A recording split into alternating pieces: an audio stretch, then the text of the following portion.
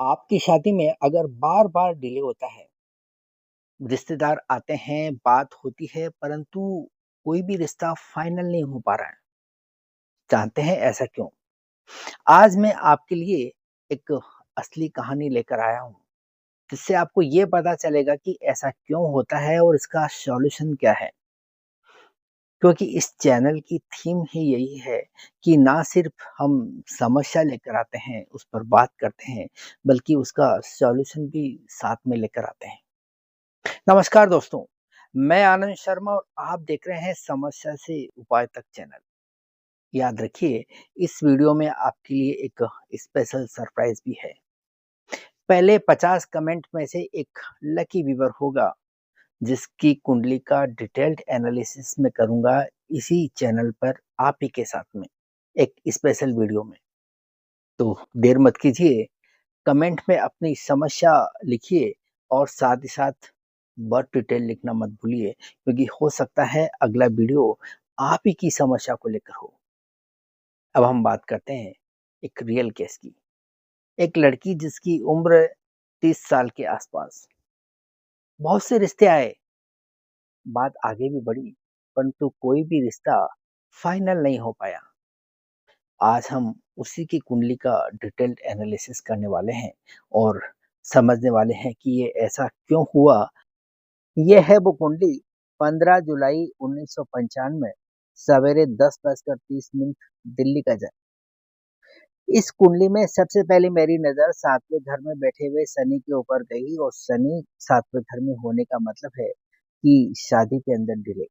परंतु डिले का मतलब ये कतई नहीं होता कि शादी होगी ही नहीं, होगी, परंतु सही समय आने के बाद में। शनि उस ट्रैफिक पुलिस की तरह है जो आपकी गाड़ी को रोकता है, परंतु उसका उद्देश्य सिर्फ यही होता है कि आप सुरक्षित रहें। वो मना नहीं करता। ठीक उसी तरह से शनि सातवें घर में है, इसका मतलब ये हुआ कि शनि शादी के लिए डिले कर रहा है, परंतु ये डिले आपके लिए ही फायदेमंद है। शनि आपसे कहता है कि आप अभी रुक जाइए, आपका सही समय नहीं आया, आप अभी मैच्योर नहीं हुए हैं, जैसे ही मैच्योर होंगे, आप शादी कर लीजिए।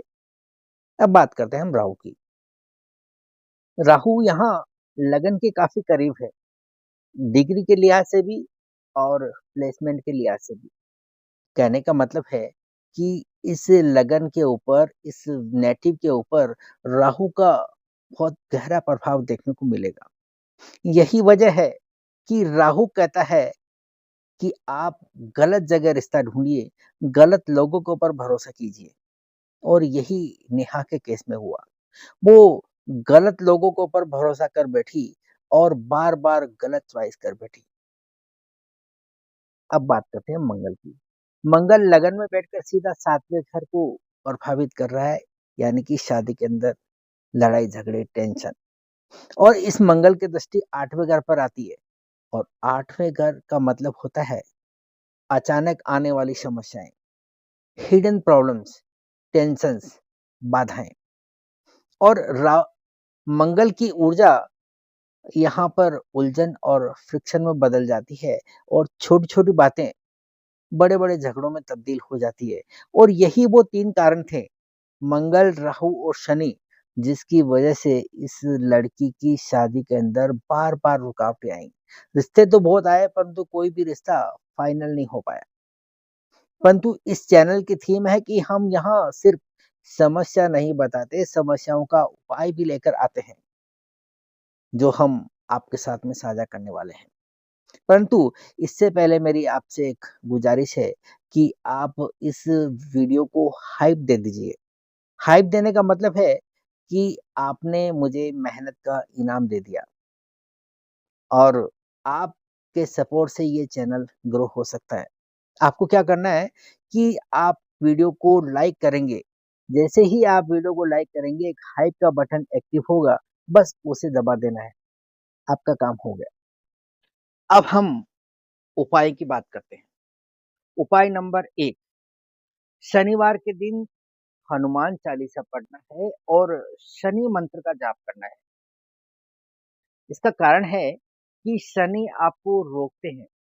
शनि कहते हैं कि आप रुकिए, पेशेंस और मैच्योरिटी सीखें। वहीं बजरंगबली सही शनि से उत्पन्न तकलीफों को हरने का काम करते हैं। शनि से उत्पन्न डिले की ऊर्जा को सॉफ्ट कर देते हैं। उपाय नंबर 2, बृहस्पतिवार को पीले कपड़े और पीली दाल का दान करना है। इसके पीछे का लॉजिक ये है कि अगर आपकी कुंडली के अंदर राहु प्रोमिनेंट है और उसका असर आपकी लाइफ के ऊपर आ रहा है, तो आप हमेशा कन्फ्यूजन में रहेंगे।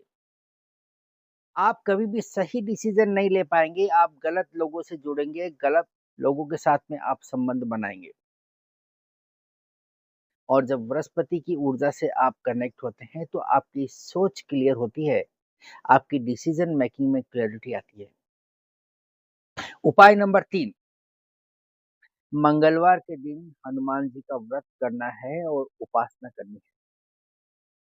जब आपकी कुंडली के अंदर मंगल का प्रभाव बढ़ जाता है, तो आपका स्वभाव गुस्सैल हो जाता है। आप छोटी-छोटी बातों के ऊपर तकरार करने लगते हैं, लड़ाई-झगड़े करने लगते हैं और बात बहुत आगे तक बढ़ जाती है, तो फिर आपको नुकसान झेलना पड़ता है। और बजरंगबली की उपासना और व्रत करने से मंगल की ऊर्जा शांत होती है, मंगल की उग्रता शांत होती है और जब उग्रता शांत होती है, तो रिश्तों के अंदर मिठास आनी शुरू होती है और आपके रिश्ते फलते-फूलने लगते हैं। जिन नेहा जी की मैं बात आपसे कर रहा था, उन्होंने ये तीनों उपाय लगातार 6 महीने तक किए और उनका रिश्ता फाइनल हो गया। आज ना सिर्फ उनका रिश्ता हुआ है बल्कि सुंदर और सुखद वैवाहिक जीवन वो जी रहे हैं। अगर उनको फ़ायदा हुआ है, तो क्या आप नहीं चाहेंगे कि आपको भी ऐसा ही फ़ायदा हो?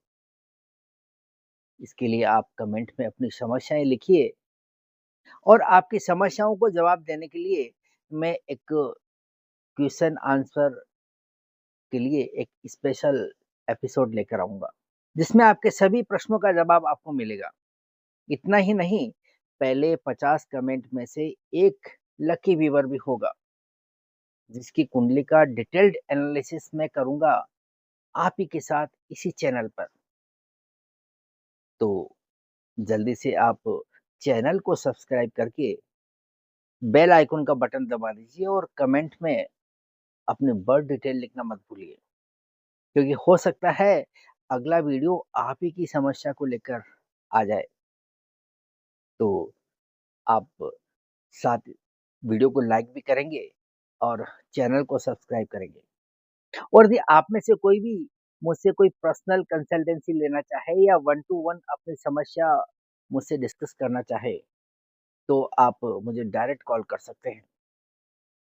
आप हमारे फेसबुक ग्रुप से भी जुड़ सकते हैं। ग्रुप का लिंक और व्हाट्सएप नंबर मैंने डिस्क्रिप्शन बॉक्स में दिया है।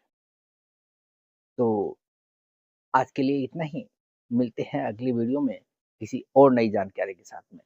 Thank you.